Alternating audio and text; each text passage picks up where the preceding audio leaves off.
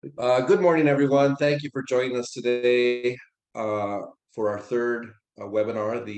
Today's webinar is the ECRG Engagement and Reuse webinar. Thank you for joining us early. We're going to wait a minute or two before we get started to allow other participants to join us this morning. So hang tight and get ready for a very informative webinar for you. Okay, thank you.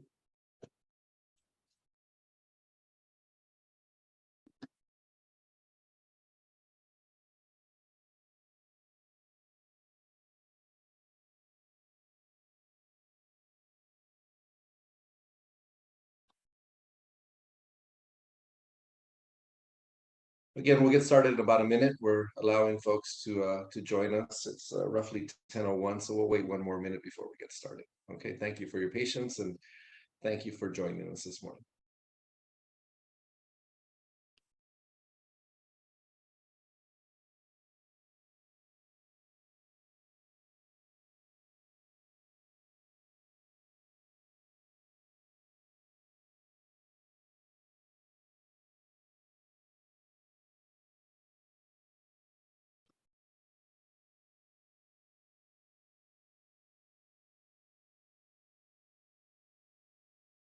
Okay, it's roughly 10:02 this morning. We're going to get started. If we could have the next slide, please, slide 2.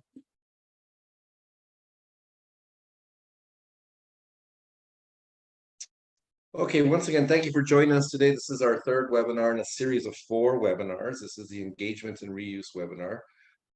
Just want to review the meeting guidelines before we get started.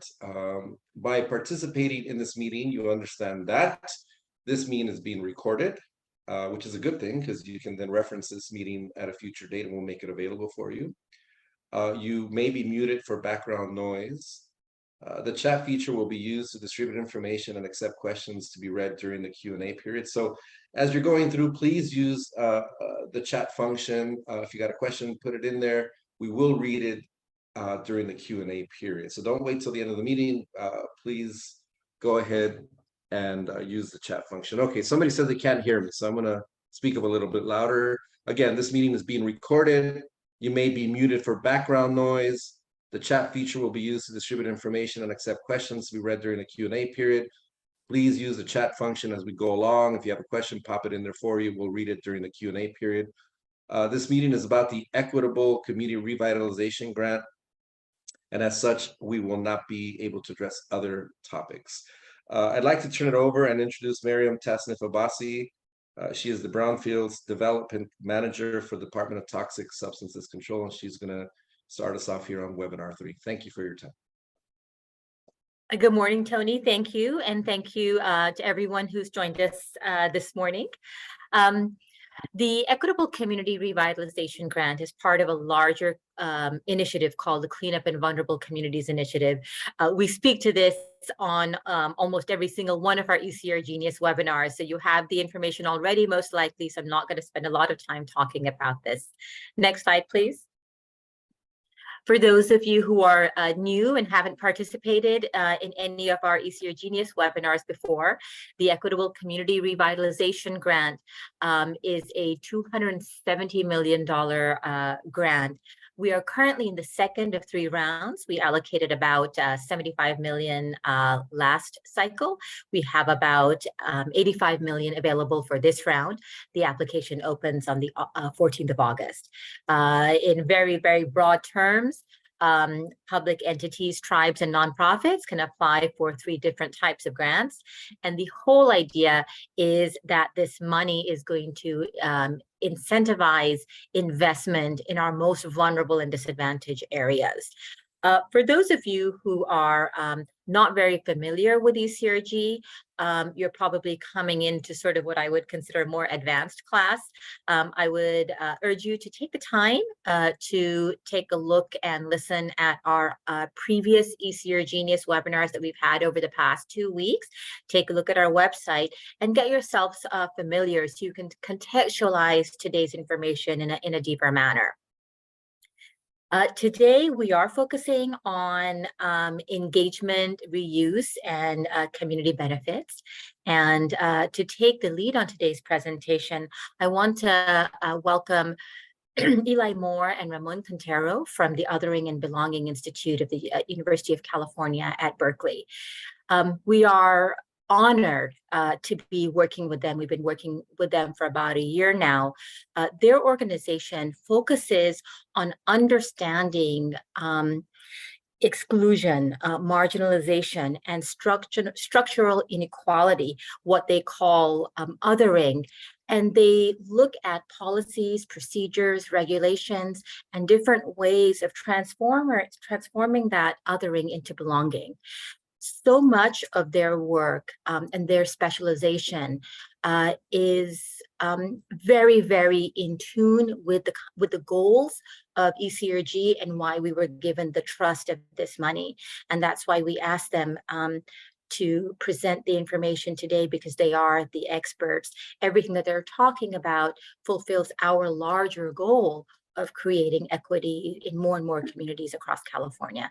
But with that, I'm going to go ahead and turn it over to Ramon. Thanks, Miriam. Hello, everyone. So you've just heard an overview of the ECRG program. Next, we'll turn to the benefits of reuse and the types of projects that ECRG will be supporting. Then we'll turn to the community benefits commitments and what types of strategies and practices you can incorporate into your projects to make sure they have a equitable, inclusive community impact. Then we'll turn to community engagement and how you can think about planning your community engagement process, some of the requirements that are in the new guidelines. Lastly, we'll go over the key information related to the contracts and prevailing wage requirements. And then we'll open it up for questions and discussion. So in round 2, ECRG has some updates that are really aimed at creating a comprehensive and equitable approach to brownfield cleanups. We're going to highlight those. The types of projects that ECRG is looking to support are those that advance environmental equity, promote economic advancement, and favor or provide a benefit to the local community through addressing contamination, through assessment, investigation, cleanup, supporting reuse that's desired and needed by the community and that does not contribute to further environmental contamination, and projects that are reflective of community benefits commitments. Some of the eligible reuses include affordable housing, green space, mobility improvements, bike or pedestrian, increasing access to services, better food accessibility.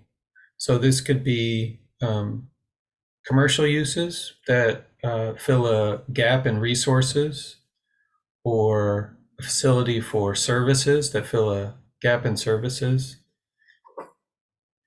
or infrastructure that provides connectivity and mobility. And we'll talk about some of the uses that aren't eligible in a few minutes.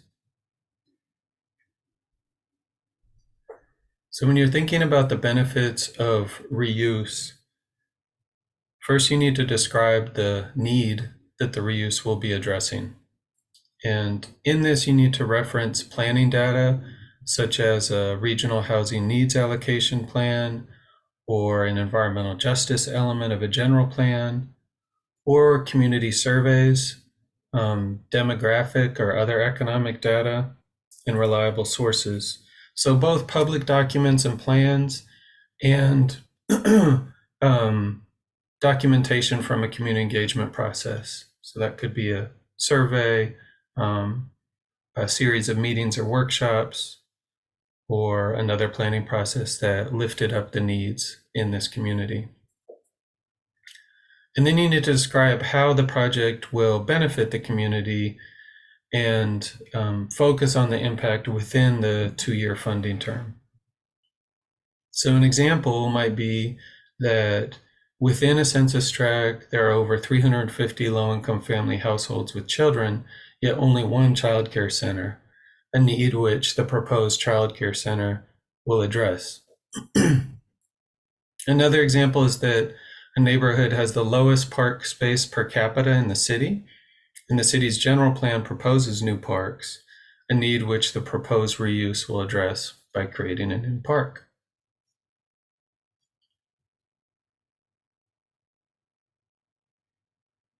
So this may look like a site that in this visual was a hotel many years ago, and then was no longer being used, fell into disrepair, contamination was found on the site, and it was sitting as a source of blight and a missed opportunity.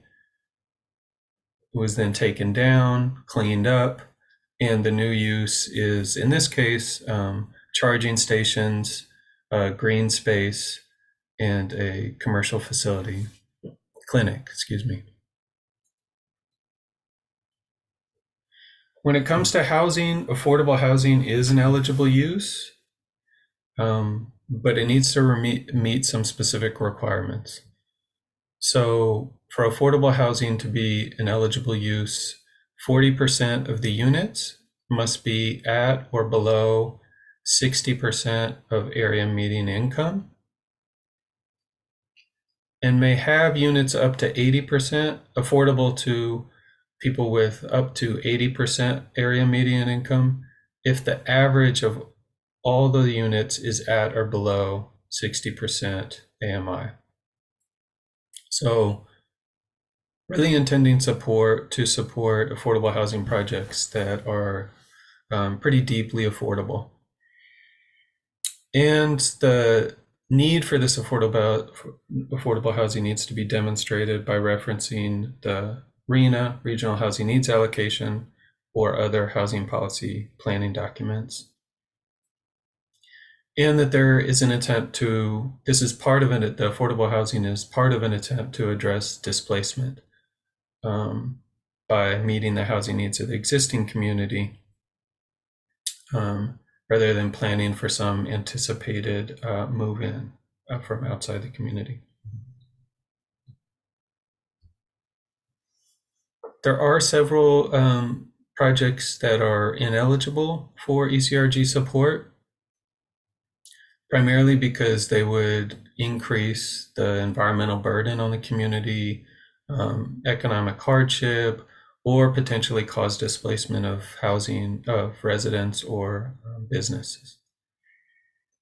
Examples of ineligible reuses include warehouse or distribution centers, any use that might cause additional pollution or contamination, and 100% market rate housing. So we're going to turn now to the community benefits commitments, which are a flexible framework for identifying the strategies that best meet the community's needs and really can be incorporated into a wide range of different types of reuse projects. And so we're going to present this set of options for community benefits commitments and how you can identify the commitment that makes the most sense for your project.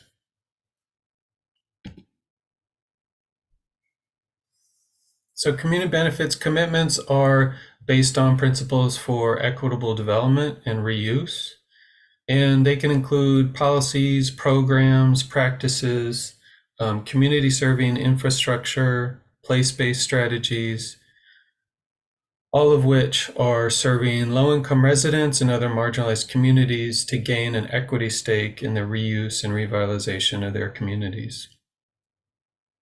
So broadly, what they're seeking to achieve is expanded economic opportunity, stabilized communities not being displaced or excluded, increased mobility and connectivity, connection to resources and opportunities, healthier and safer communities, environmental justice, and that they really match the potential of the reuse project and the needs in the community.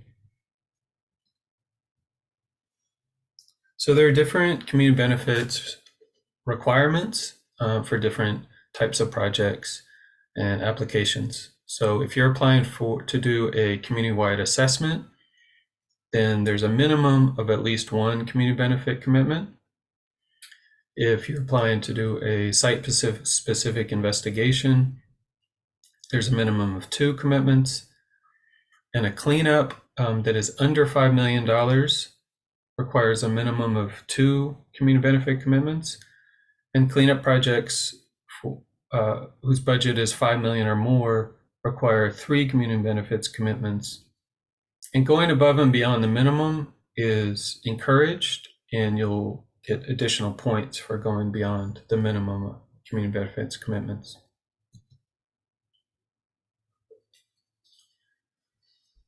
So in designing your community benefits commitments, you'll see in the guidelines that Table 5 has a list of about a dozen different potential community benefits commitments. And for each of those describes some examples of the strategies that you could use to fulfill that commitment and the metrics that you could use to evaluate your impact and set your goals for what impact the strategy will have in the community. So for instance, this is just at the top of Table 5, just the top row. The community benefit commitment is to increase local ownership through partial or full ownership of the site that will be held by a local community-serving nonprofit or community land trust. So the strategies that are just examples for fulfilling this commitment, if you chose this commitment and it fit your project, your strategies could be that ownership after cleanup will be held by a community-serving nonprofit organization, or land will be owned by a community land trust that ensures permanent affordability, or that ownership equity shares are distributed at reduced or free cost to disadvantaged community members. And then you want to have metrics that will help you evaluate what the impact is of that strategy. So in this case, that might be a deed or other legal proof of ownership of part or all of the site. And that would be the evidence that your strategy had been implemented, was having an impact. Or it could be that there's a contract committing to transfer ownership to a community land trust, local nonprofit, or real estate cooperative with local members, if it's too early in the project for a deed or other proof of ownership to be presented. So those are examples of the community benefit commitment, strategy for achieving it, and the metrics for measuring impact.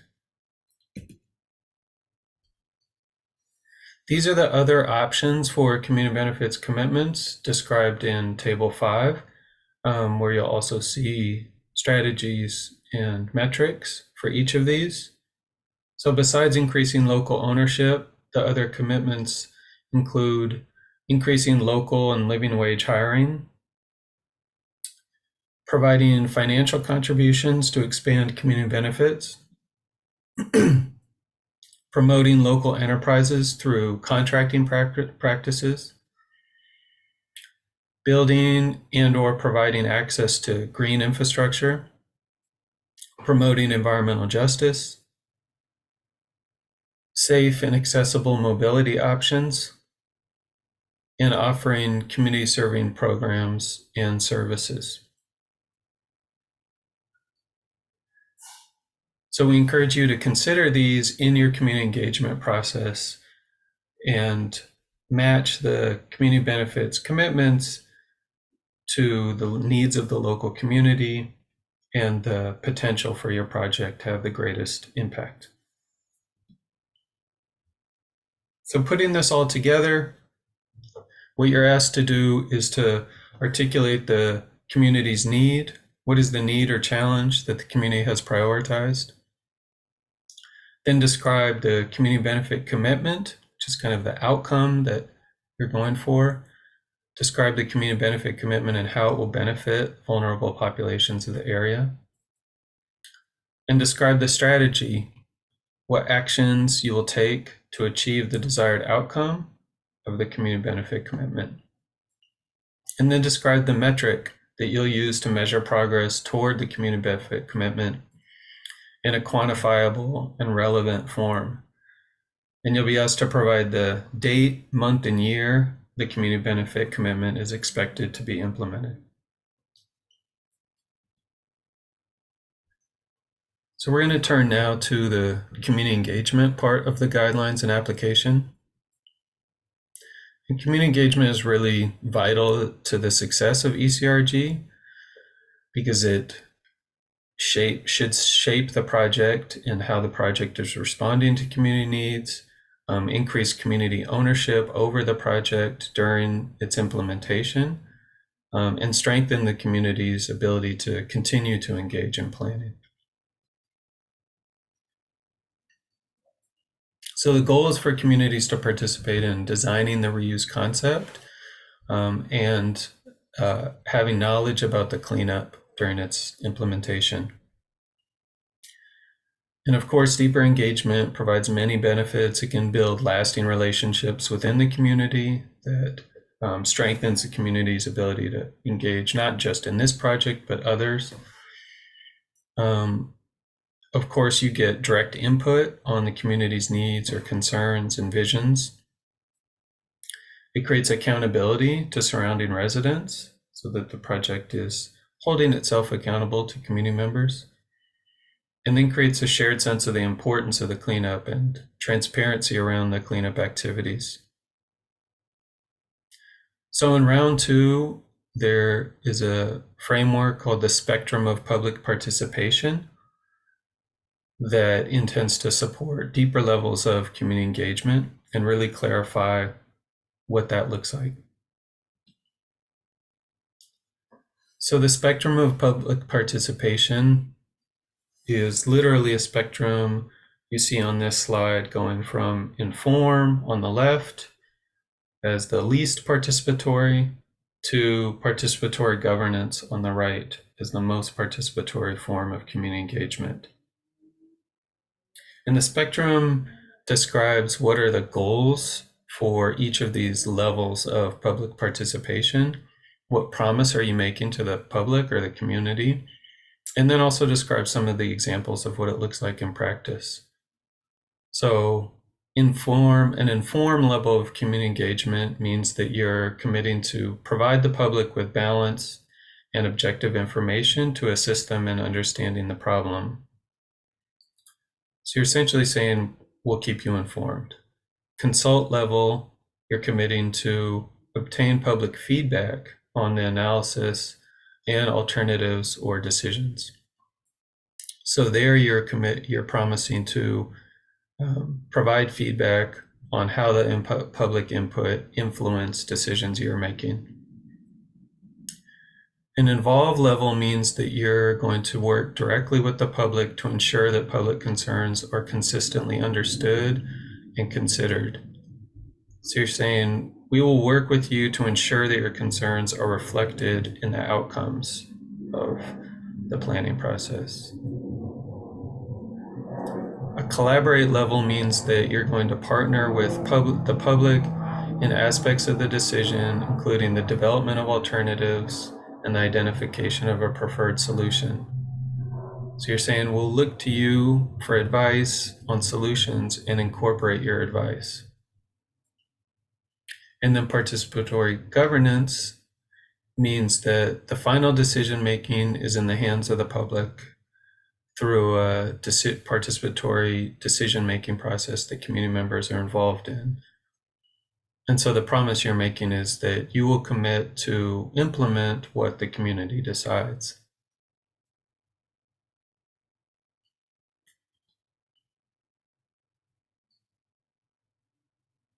So if you're proposing to do a community-wide assessment, then your community engagement activities must meet a minimum level of consult.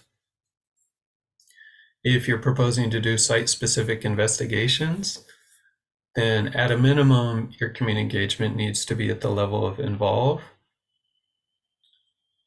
And if you're proposing site-specific cleanups, it also needs to be at a minimum level of involve.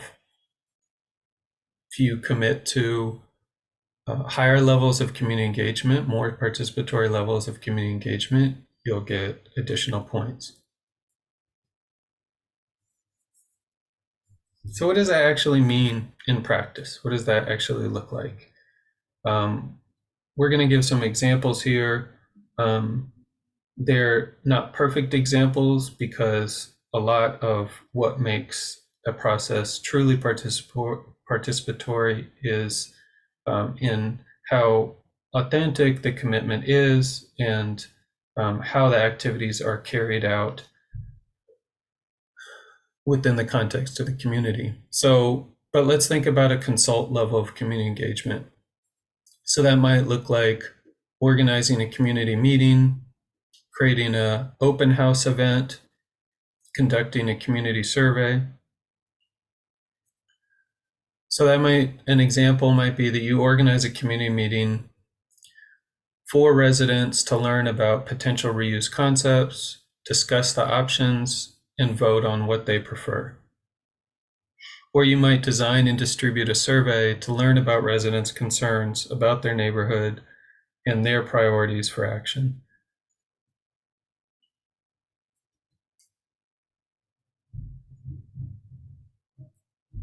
Involve is a higher level of community engagement, and so it involves more interactive elements and more turning over of specific decisions to community members.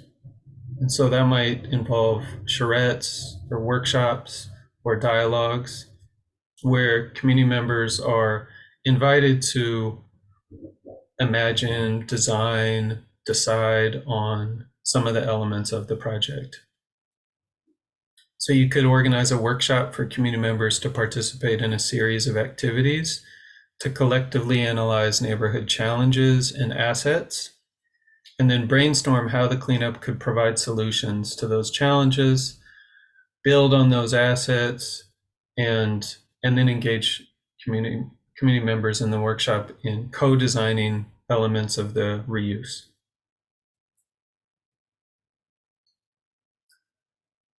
Collaborate is even a higher level of community engagement, and so there's a more sustained process of more decisions made by the community, more planning in the community's hands, and again, more interactive elements.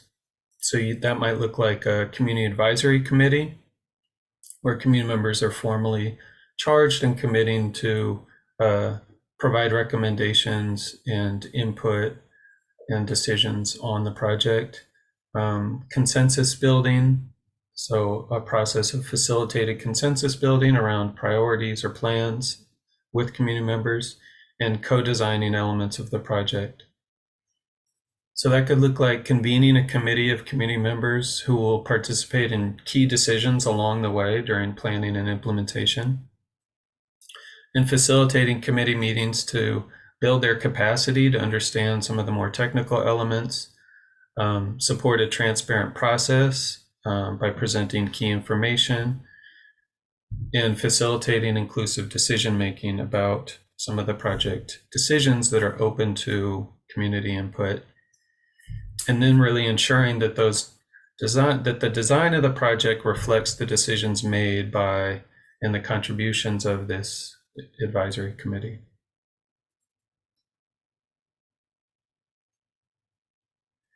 So putting this all together, you'll look at the spectrum of public participation and think about really what is the purpose of your community engagement process?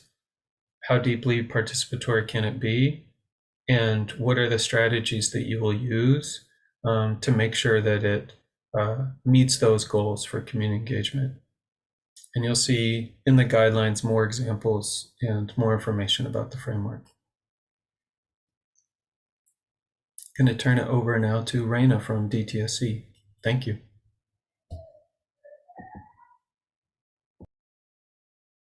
Thank you, Ramon, for the introduction. My name is Raina Georges. I'm an ECRG portfolio manager and also a small business and contracts coordinator for ECRG. wanted to highlight a couple of things for our current and future grantees regarding contracts and prevailing wage requirements. Next slide, please.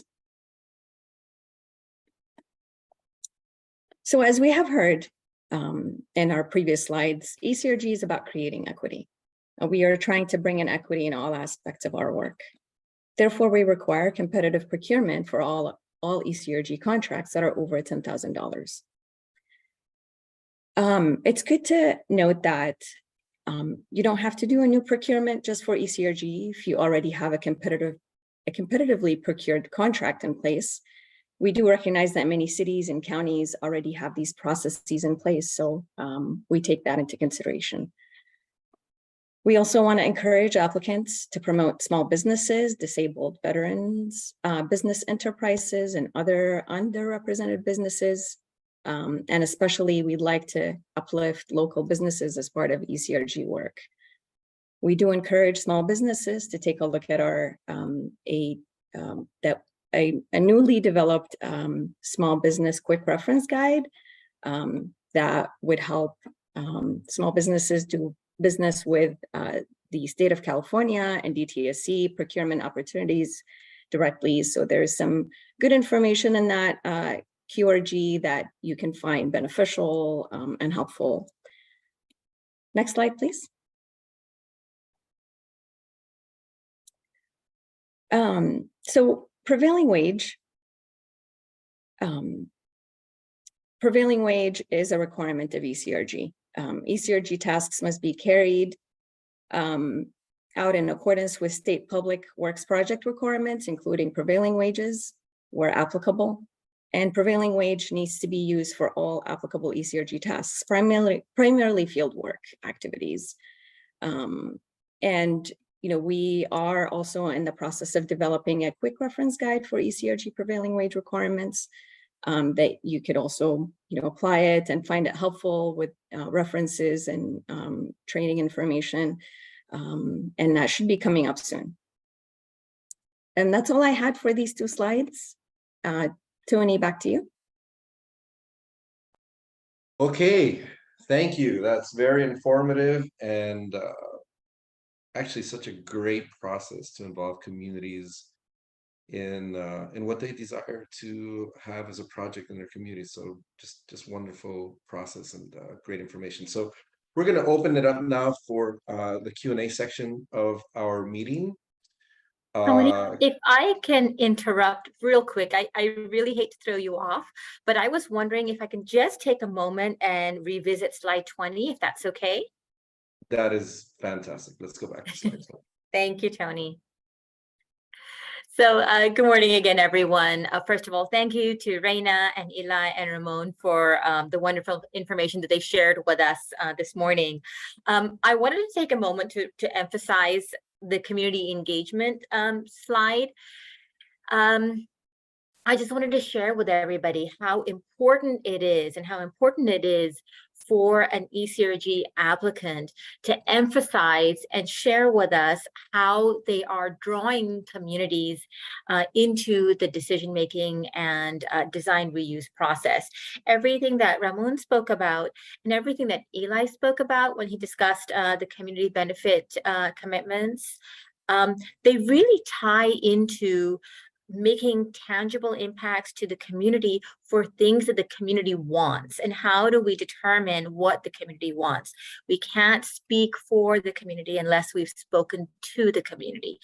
And so the information that we have on this slide, sharing the value of deeper engagement and the public participation spectrum. Doris, if we can go to the next slide real quick. What this does, it ties in the information that we presented on the community benefit commitments and the benefits of reuse. This is sort of the platform to bring all of that information together, because the envisioning and the inclusion of the community cannot happen without really effective deep and meaningful community engagement. And we've determined that this spectrum of public participation, which is something that was taught to us by OBI, has been a really helpful tool for us. And we hope that it'll be a helpful and useful tool for you as well. With that, I am done, and I'm going to turn it back over to Tony. Thank you, Tony. Thank you, Darth, and thank you everyone for your patience with me as I went and reemphasized some of these components. Yeah, thank you for the clarification. I think that was useful. And okay, so before we get started with the Q&A, I am going to read off some information here. So use the raise hand feature, and you will be invited to unmute your audio when it's your turn. So if you have a question, please raise your hand and we'll call upon you. Those that are joining us via phone, please enter *9 to join the phone queue, and then the facilitator will say the last 3 digits of your phone number when it is your turn to ask a question, and then you'll have to press *6 to unmute your own line. Okay, remember that, because we can't hear you if you start speaking. Press *6 to unmute your own line. We have a couple of participants that are on the phone today. And then text only, use the chat feature to have your question read by the facilitator. Okay? So with that said, unfortunately, I kind of lost my,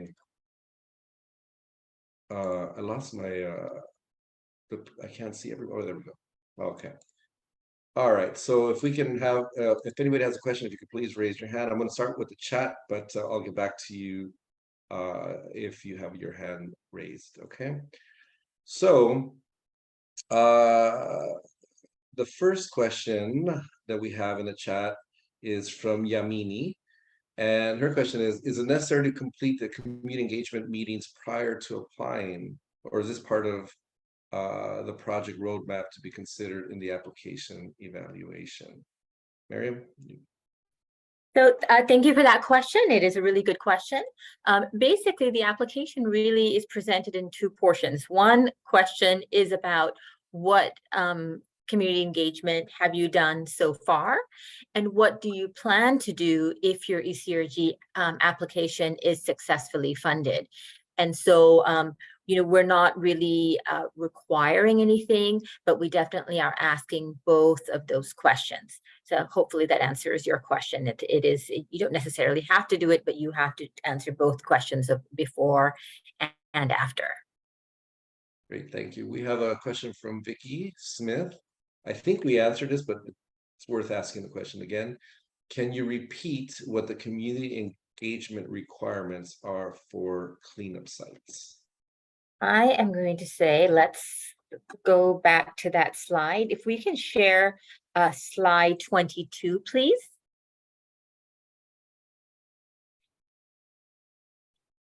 So here, I hope this answers your question. For community-wide assessments, engagement activities must meet a level of consult. That's based on the spectrum of public participation that we shared earlier. And investigations and cleanups need to get up to the level of involve, at least at the very minimum.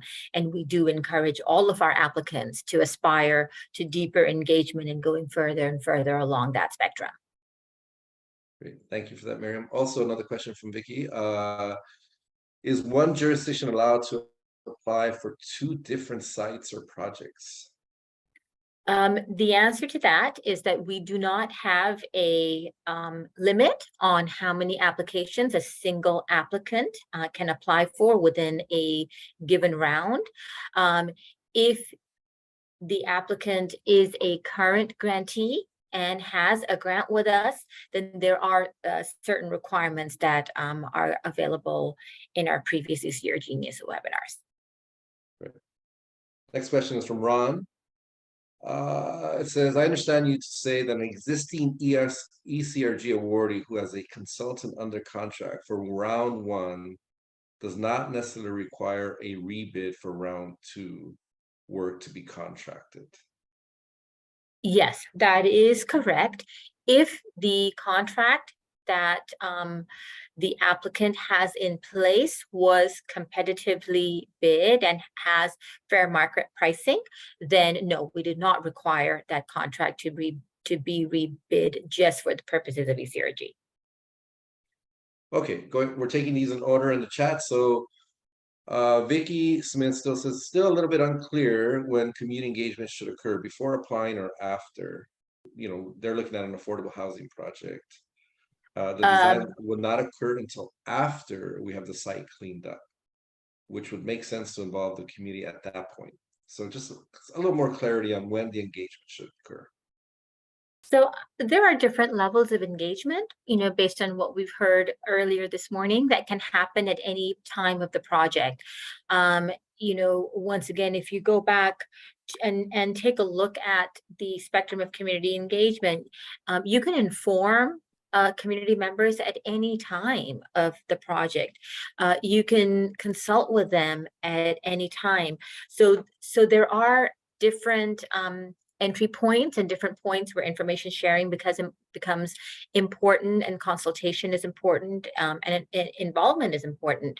And that's something that you know, you'll have to figure out for your specific project. We're just encouraging all of our applicants to look at things a little bit differently, to shift away from the status quo and find, you know, new points for engagement. And the level of engagement can vary based on the project and where you are and what you have to share. We're just asking everyone to try and kind of shift the paradigm on what the status quo is. Okay, we're going to take a little break from the chat. We have a hand raised, so I'm going to call upon Haley Feng. You have the floor. Hi, yes, thank you. So this is also a question regarding a proposed affordable housing development, regarding community engagement. You did say that the minimum level of engagement is involved for site-specific cleanup. Is this an eligibility threshold, or is this just that at a minimum involved will garner points, versus any levels below will not generate points for us? I believe that's correct. I'll see if somebody can from our team can correct me if I'm wrong, but my understanding is that if we have required it, it's basically an eligibility component, that if you are a cleanup applicant, you have to have reached involved, and getting to involved won't necessarily won't get you points. Now, there are other sort of supporting questions on us trying to figure out like quality of engagement, and that's a little bit different. But I believe it's a eligibility requirement that you have to reach that level. Okay, thank you. You're welcome. Thank you, Miriam. Going back to the chat, we have a question from William Firth.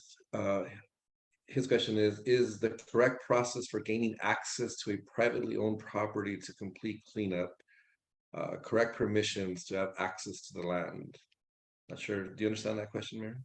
Yeah, what is the correct process for gaining access to privately owned property? So I have to say, Tony, sorry for talking over you. I got a little excited.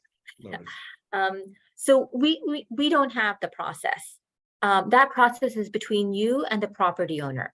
We need you to tell us that you have access.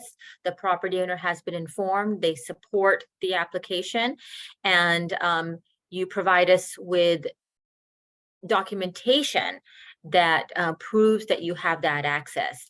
In addition to that, I think one of the newer requirements that we've come up with is an attestation form that has to be completed by the owner.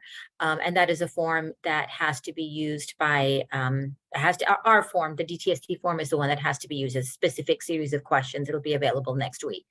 And so the process is between you and the owner. For the purposes of the application, we just need the documentation on the affirmation and the fact that the access has been provided. Thank you for that. Back to the chat, we have a question from Danny Tome. Is the community engagement site specific, or can information be used from a previously completed city community plan, for example, which would have captured feedback from the community for the general downtown area where our site is a part of? Okay.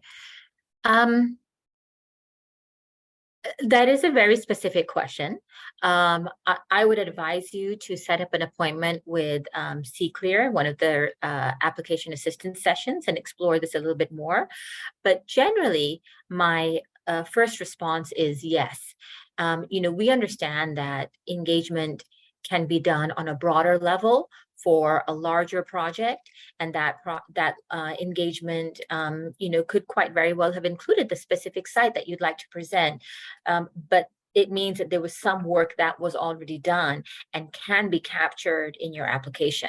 So while I advise you to seek kind of have further dialogue on this, my first instinct to this question is yes, it should be suitable to be able to put in the portion of the application where we ask what engagement activities have you already done.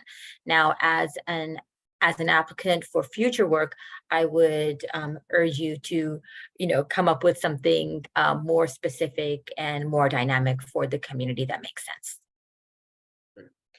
Thank you. Moving on to the next question in the chat, we have a question from M. Mason. Can you repeat the budget requirements? My cleanup is less than $5 million, and it is for one project. So this is something that we had discussed in depth in our first ECRGenius that's available online. And I think we discussed it also in our second ECRGenius. So for cleanup, the range is 300,000 all the way up to 10 million. And the entry is a cleanup plan that has either been submitted to a regulatory agency or approved by a regulatory agency. So hopefully that answers your question about the budget.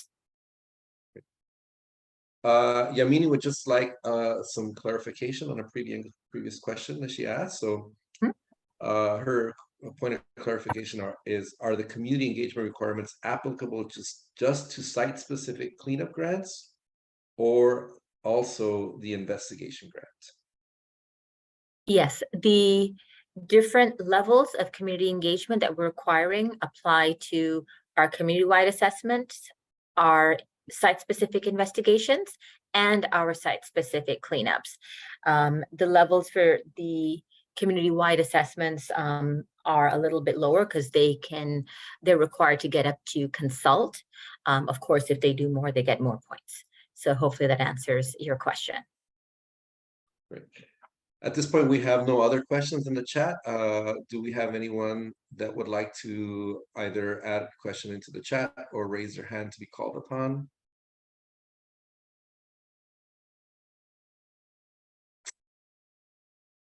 Any other questions that we may have? You can raise your hand, we'll call upon you, or you can enter it into the chat.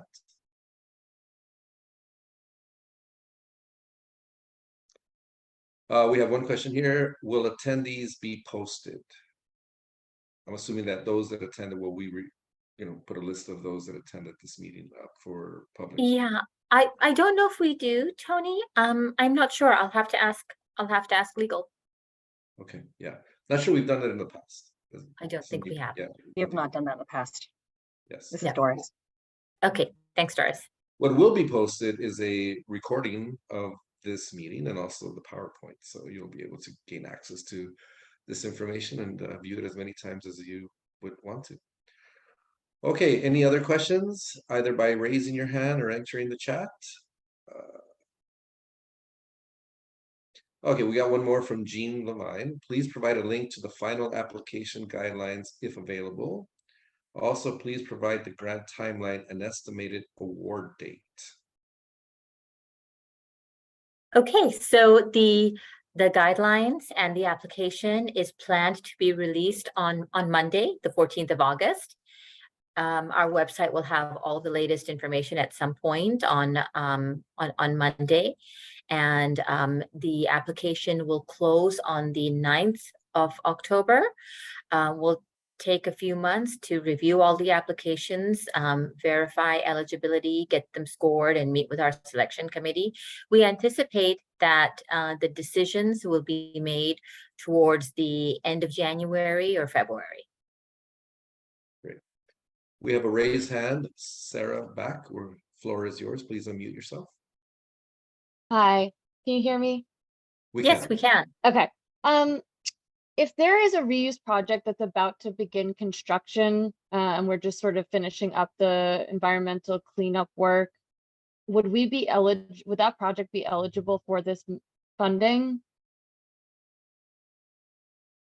If you have a reuse plan, I'm sorry, if you have a cleanup plan that has been approved by a regulatory agency and you meet all of the other eligibility criteria and you have, another 2 years worth of work moving forward, then yes, it has to be active cleanup work. It can't be operation and maintenance work.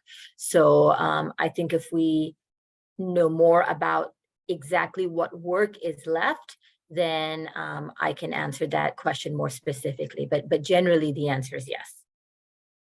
Okay, yeah, we're almost, the project's almost has like a couple more months left on environmental remediation, and then construction will begin.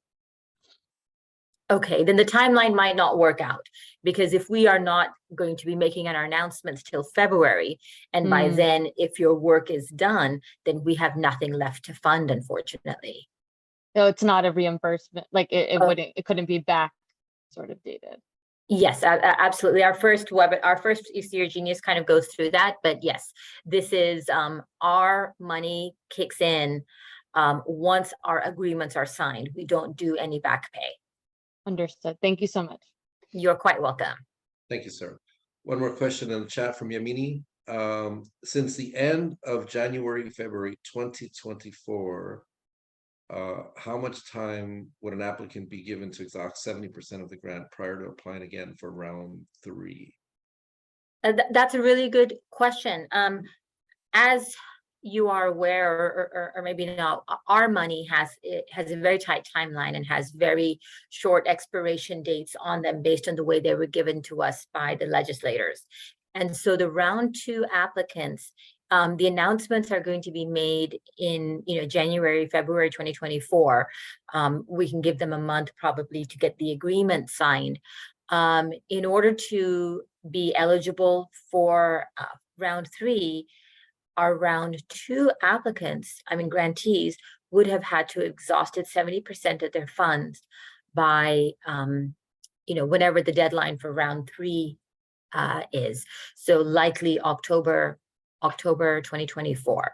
At this point, we just don't have the ability to, we don't have the ability to extend the funding expiration dates. And so because of that, round 2 applicants are going to have to complete their projects on a fairly expedited timeline in order to be eligible for round 3. Okay, Sarah, I see your hand is up. Do you have another question for us, or do we answer your question? Oh, sorry, I didn't lower my hand. No worries, no worries. Okay, we do have a hand raised. So Haley Feng, if you could please unmute yourself, the floor is yours. Thank you. Could you further define and clarify what is considered to be operations and maintenance?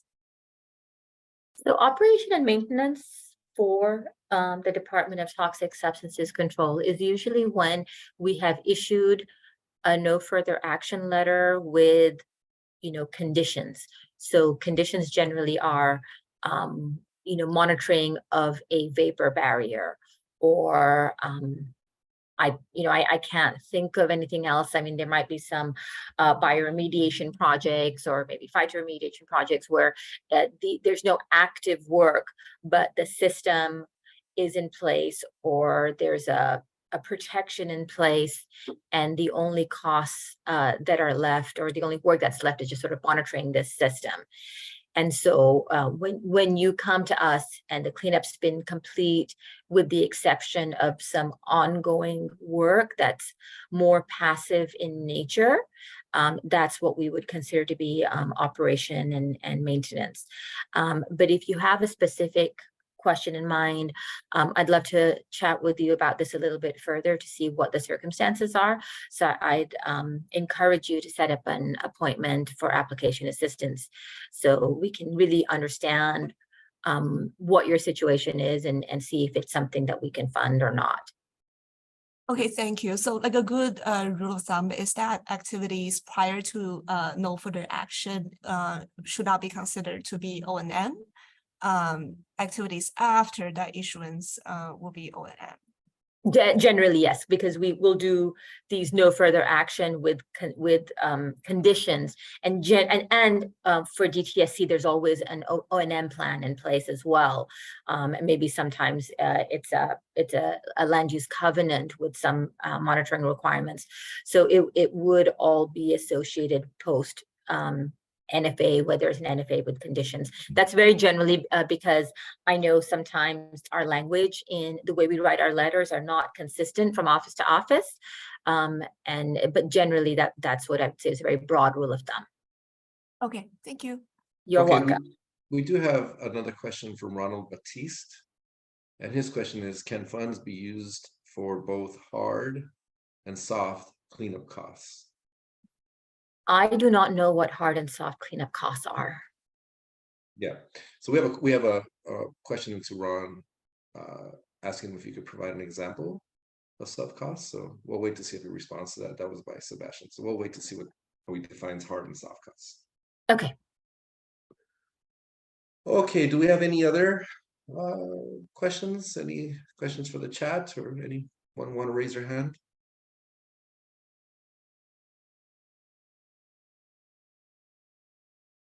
Okay. All right. So we're at about 10:50. We're doing good time for a 1-hour webinar. I'll turn it back to Miriam here, who will close up the meeting for us. Well, I want to thank everyone for participating in today's ECRGenius. I want to give a special thanks to Eli and Ramon from OBI. We're just so grateful that we're working with you and we have an opportunity to learn from you. And thank you for leading this webinar today.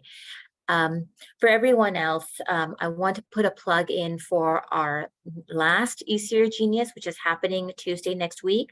This is going to be the super detailed one where we are going to be walking through section by section of the application itself. So if you are ready to apply, I would urge you to participate in that one. That's probably not the best webinar to jump in as a first timer.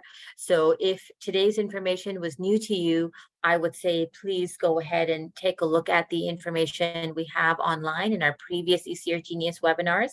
Also take a look at the draft application on Monday. I think it'd be great if everybody can take a look at the new guidelines as well, to give you some context for some of the more detailed and focused information that we've been providing in our last webinar and this one. But Tony, I see that we have a hand raised. Yes, we have Ronald. So we'll give you the floor, Ronald, if you could unmute yourself. Okay, can you hear me? Yes. We can. Well, okay, so let's talk soft costs. Any reports, surveys, borings, quality control plans, any health and safety plans, any supporting documentation for our remedial action in the field, we can put those costs in as part of the remediation, correct? So I would say, rather than answer your question the way it's being asked, I would suggest you take a look at the draft guidelines that we have online right now and look at our table of eligible ECRG tasks. So as long as it is an eligible ECRG task, that is something that we cover. It's a very specific list and it's tailored to each grant type. So that hopefully will answer your question, because I don't know how we I don't know the detail that we have at the top of my head. So taking a look at that table should be able to clarify your question. I thank you for the table. I'll review that and apply appropriately. Thank you very much. And if you have follow-ups, once you've taken a look at the table, please reach out and we can provide more clarifying information if needed. Okay, thank you. Thank you, You're Ronald. welcome. Okay. I think that brings us to the end of our meeting. I want to thank everybody for joining us. I hope you found this webinar to be informative. And as Miriam said, take a look at the previous webinars that are on our website. Get ready for next week's webinar, which is like mathematics class in college. it's good. You got to pay attention. So But it's going to be very, very informative and certainly help you as you put together your application. So once again, thank you everyone for joining us. Thank you for all the participants. Thank you for all the presenters, and we shall see you next week. Thank you. Thanks, Tony. Thanks, everyone. Thank you very much. Bye-bye.